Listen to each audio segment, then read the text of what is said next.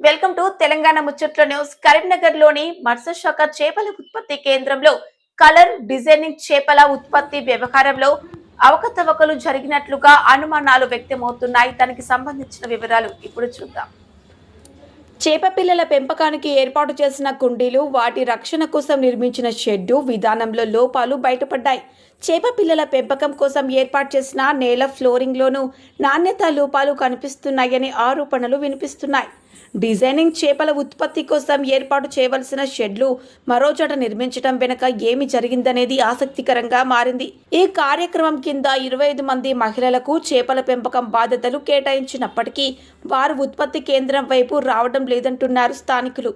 ఉన్నతాధికారులు తనిఖీలకు వచ్చిన సమయంలో మాత్రమే కేంద్రం వద్దకు వస్తున్నారనే ఆరోపణలు వినిపిస్తున్నాయి.